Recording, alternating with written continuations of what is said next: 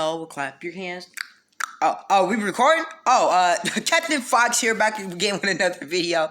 Pretend you did not hear me saying the song. Nope, you didn't hear me say anything. Back with part 2. Now, I do not mind when the first time I literally posted this and I had to change the whole title. Because I did not spell that right, period. We all know I didn't. So let's get into the video. Hey you! Yes, you, watching this video. Do you want to own a piece of Scribbler? Only not a lock of hair or blood or flesh or anything else that will get you in trouble with the law? Well, now you can, with t-shirts, hoodies, tote bags and mugs featuring Obab Scribbler at her Teespring store. You know you want to. I shall now stop talking in third person and send you on to the video. Be lovely to each. Sometimes Scribbler can get on my nerves.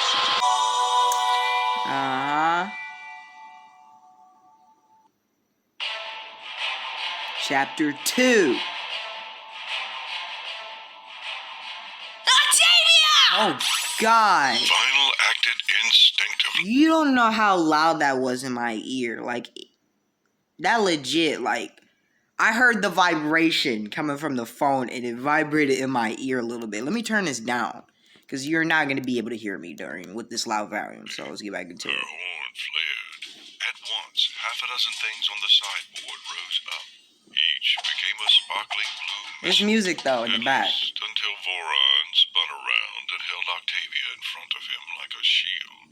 With precision, honed by hundreds of hours' practice, manipulating multiple things at once on her turntables, Vinyl halted every single object in mid-air. Do you not see, Vanelda? Your attachment to this pony makes you weak. If you truly meant to strike me down, you would not hesitate. Voron peered around Octavia, smiling so she could see his fangs. His eyes gleamed. He wasn't full red yet, but he wasn't trying to hide his reactions either. Or maybe you are deceiving yourself. Maybe you long to return to me after all. Life was good when we traveled together. You miss that, don't you, my pretty Vanelda? No. That name. Name is final, and I will never come back to you. Never say never, my dear. Okay. Tabby? Hope flared. She sounded like she over there having a stroke, but, you know, I think she's Vinyl fine. could now see the wound on Octavia's chest. A ring of red marked the edge of Voron's hoofprint, like the marks Vinyl herself had left in the terrible tasting dough she had made the one time Octavia tried to teach her how to bake. No doubt ribs were broken, but Octavia was still alive. That was the most important thing. Tabby, baby, hold on. She's about to literally die. Like, tell me Voron said, Tell me that she ain't gonna die from those broken ribs. Would be done with this charade. Don't you dare! How many broken ribs are there right now? He smiled. He actually smiled at her, like this was some big joke. To him, it probably was. You have developed some fire in your belly, Vanelda. Maybe this little detour into the mundane was not such a waste after all. I must confess, when you deserted your fealty to me, I was very, very angry at you. To choose death over your own father, and then to find out you lied about it? Such behavior is not becoming of a dutiful daughter. But if living among mortals has given you some new fire, then it might be worth something. I have more use for a fiery pony than I do. He tilted his head to one side as if considering his own outdated language. Wait a minute, I'm gonna have to cut that out the video too. The right things. A fire that runs unchecked is useless and leaves behind only ash. Vinyl's mind ricocheted from possibility to possibility. Maybe she could levitate Octavia out of his grip, or cause a distraction outside. She was used to controlling multiple strands of telekinesis at once. He had never known her before she learned how to do that. Or maybe... Vanelda, you are not paying attention to me. The faintest hint of irritation fringed Voron's tone. Her breath caught in her throat and ice water washed through her veins. Apologize for your rudeness. Sorry. She tapped down on herself. Voron frowned. It did not make his face any less handsome, but it did sharpen his features.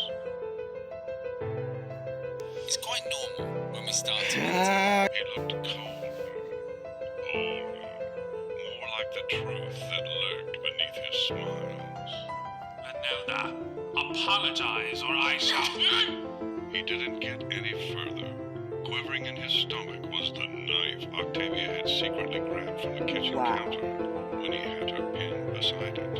Her limbs were still contorted from how far she'd been forced to bend to even get it that high behind her. She gasped, clearly having jarred her chest. Nonetheless, she shoved further backwards, jiggling the hilt like it was the last thing she would ever do. Get away! Lionel! Man. It's like we ain't going nowhere, man. You don't She even. wheezed. Run! Nope. We ain't going nowhere. First of all.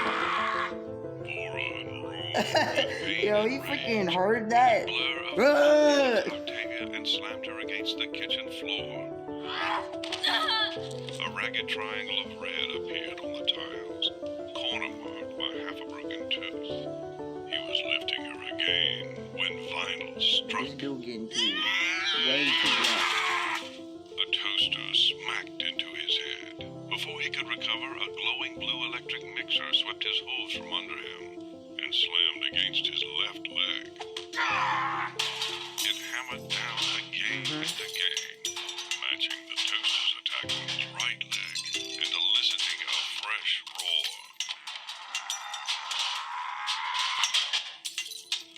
While the machines tried to turn his bones to mush inside him, plates, pots, pans, and dishes flew from the cabinets to smash into his face. Sharp fragments of crockery rose up and jammed into whatever white fur and flesh they could find. Voron was forced to shield his eyes against hundreds of razor shards, which instead buried themselves in his forelegs and paws. Kitchen drawers hung open and cutlery shot out like silvery arrows.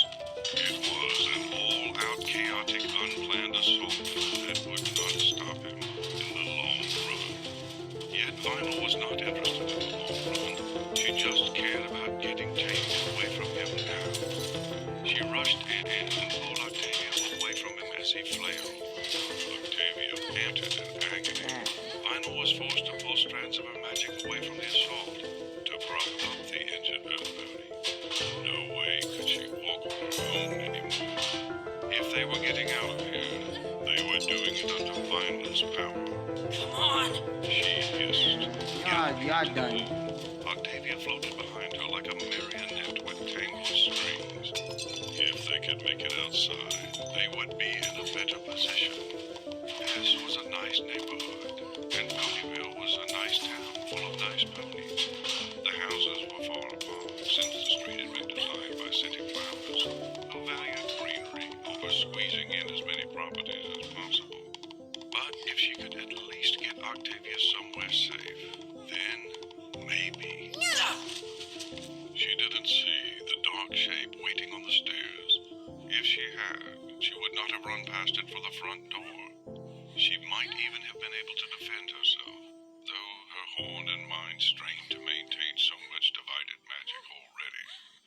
Instead, something heavy and laughing propelled into her back at speed. Her belly skidded along the hallway carpet, leaving clumps of white hair behind from the friction. She instantly tried to turn over, but whoever had landed on her pinned her down. Grunting, she tried to peel just one more strand of magic from her dwindling reserves. Blind from bullwhipping the telekinesis behind her. Giggled. Man, I just want to go home. I'm done. I'm just kidding. We want to get out the house. That's what we're trying to do. Vinyl would have gasped if she had been able. Man. The mangled toaster landed on the welcome mat a few inches from her nose. Voron's roar. Why does was dude sound like he terrible. was in the room just Vinyl's screaming mind the all whole but time? locked up in terror. Only thoughts Thoughts of Octavia kept her from becoming a gibbering mass of bold apologies and fresh panic. She retracted all telekinesis from the kitchen and concentrated on unlocking the door to quickly levitate Tavy through it. It didn't matter if she got away herself, as long as Tavy was safe. Some pony would find her and take her to the hospital. She had Here we go again. that the ponies of Ponyville would not let an injured bear lay in the street unattended. She got as far as turning the doorknob. Naughty girls must be punished. And nanny girls need to shut bullet up. rocketed into the back of Dude, Vinyl's head. his voice already ticking me off. Good. Darkness swallowed her.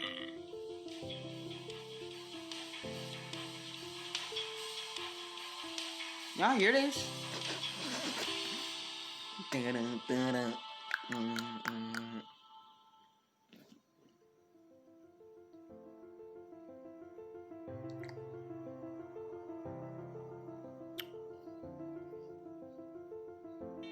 She crept back to the lair like a mouse stealing food from the cat's bowl.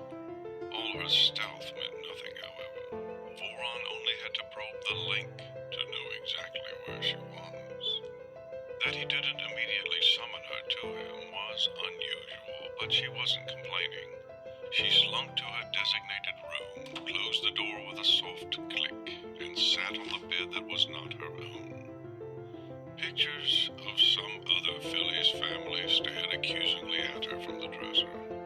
The filly this room really belonged to had a frame all to herself. The photo had been taken at some sort of dance recital, where she had posed on stage in a wonky arabesque.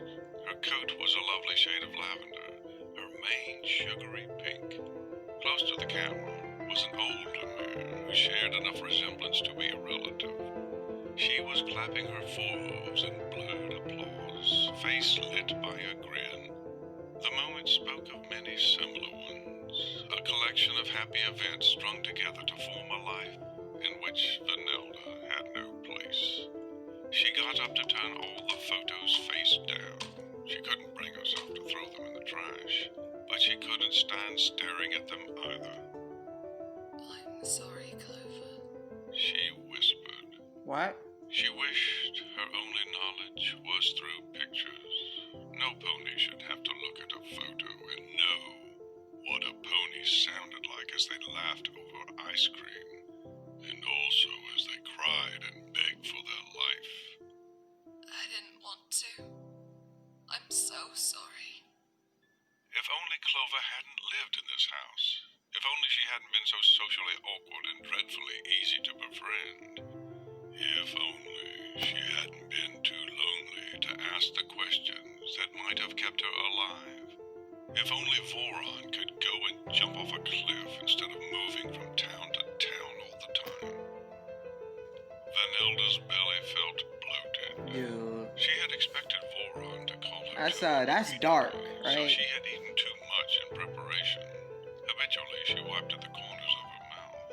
She was fastidious, but always felt like there were telltale signs of what she'd been up to. She had never quite gotten past her first feeding, when she had gone full red and ripped a rabbit to pieces. Not even its thready scream had been enough to wake her from her frenzy. She had come to later, stained so extensively that not a scrap of white fur was left. Ever since, she had kept herself so clean that in another lifetime, teachers and friends she'd never had might have whispered, OCD. She waited. Good girls waited. She hadn't always been a good girl, but beat a dog enough and it soon learns obedience. Ponies are no different, not even monsters like her. She waited for hours. Dawn painted the horizon purple, then mauve, then a delicate orange. The sky was completely blue and the neighborhood stirring by the time Voron returned. He didn't usually risk compromising their secrecy by letting ponies see them entering or leaving this house. He must have had a good reason for doing so now. What it could be made Vanelda shudder. front door opened and shut. Voron's hoofsteps clattered against the tiled hall floor. Vanelda, Her bloated belly roiled. come here, sweetness. She couldn't resist a direct order. She did, however, drag her hose as she left Clover's room and descended the stairs. Voron waited at the bottom. He stood upright. Like explosions. A bundle of rags draped across his forelegs. Ah, there you are. Did you feed well last night? Yes, Daddy. Good. Good. There was a strange gleam in his eyes. Come here. I have somebody I want you to meet. Meet. She eyed the bundle. It was moving. Her heart sank.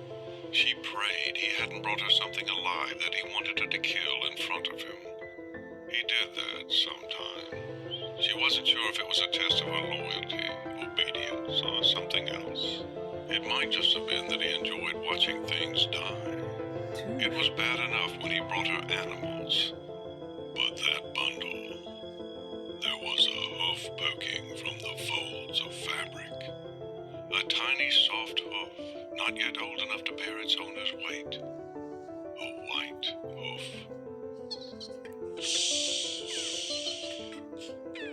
It's all right, little one. Voron's tone was as gentle as a summer breeze.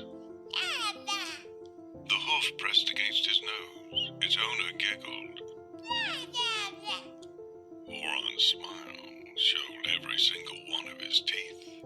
Vanelda, say hello to your little sister. Her name is Vellum. Suddenly, Vanelda wanted Yeah, to and presence of a I ain't gonna spoil this for you. I ain't gonna do it. The face looking up at her from the outstretched bundle was adorable. A chubby foal with cheeks begging to be pinched, and a giggle to make any mare broody. She held out her forelegs, demanding to be picked up. The only thing spoiling her appearance was the abundance of red stains around her mouth, and the tiny fangs indenting her lower lip. My first successful Pegasus cat. Voron said proudly. Can you believe her mother's husband thought she was his? His screams were hilarious when he found her empty crib. We'll be moving on tonight. I have what I came for. Vanelda's head snapped up.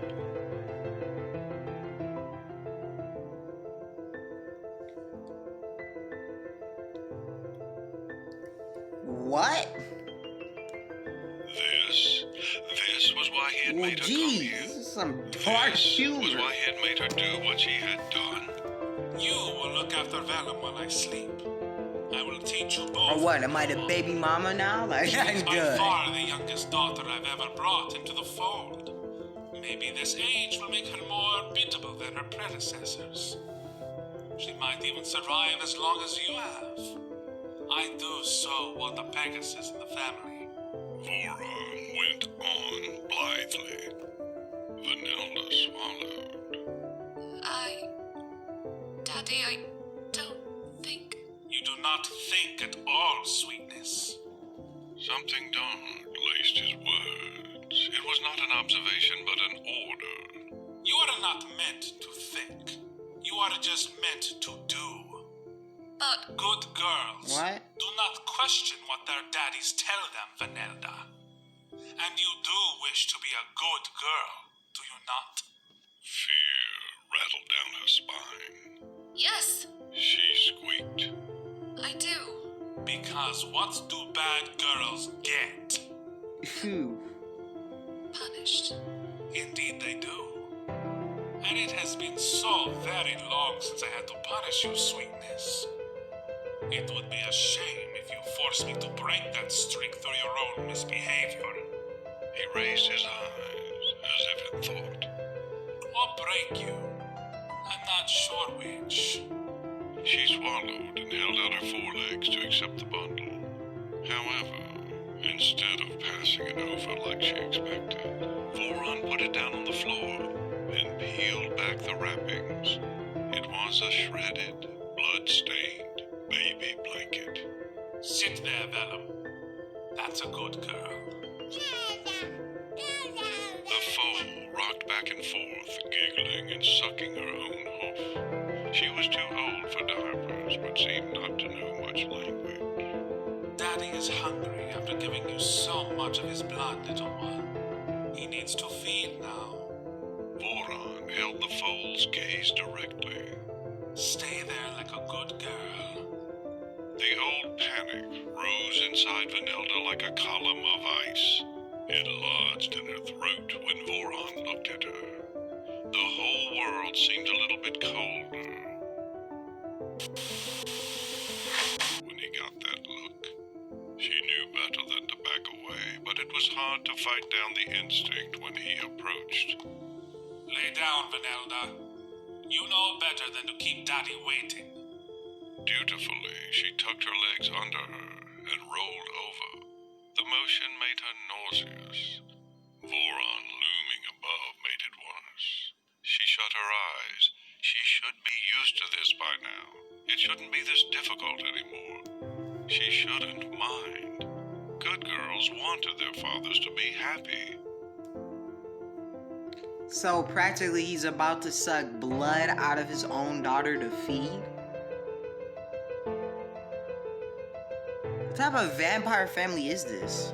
She wanted to be a good girl. She so wanted to be a... She winced in the when neck his meat. fangs pierced her upper abdomen. They seemed to lengthen when they were past the first layer of skin and subcutaneous fat, stretching past what lay between him and his prize. When he began sucking, her throat tightened at the draining sensation. Her bloat subsided, but the nausea remained. When Voron made an appreciative noise, it was all she could do not to cry out. When he was finished, she stayed where she was, made dizzy by the sudden loss of nutrients. He had taken more than usual. She opened her eyes to a spinning room and had to wait until it stopped before getting shakily to her hooves. She froze when she heard the sound of someone clapping. Vellum giggled enthusiastically, little forehoofs tapping in what seemed like approval. She was still exactly where Voron had told her to stay. She had watched the whole thing. She immediately held her forelegs out, demanding that Voron pick her up. He did so, laughing when she insisted on hugging him and nuzzling into his embrace, like he really was her father. Vanelda could only watch, suffused with dread at the sight. There's my good girl. To be continued. Whoa! That is one way to end part 2, and it got weird, dude. So I hope y'all love that video. I hope y'all like, subscribe, hit the bell. Could not imagine getting my neck getting stabbed in by my dad, and we vampires, and he got to feed off of me to survive. What? What? I'm gonna get out of here. I'm acting weird.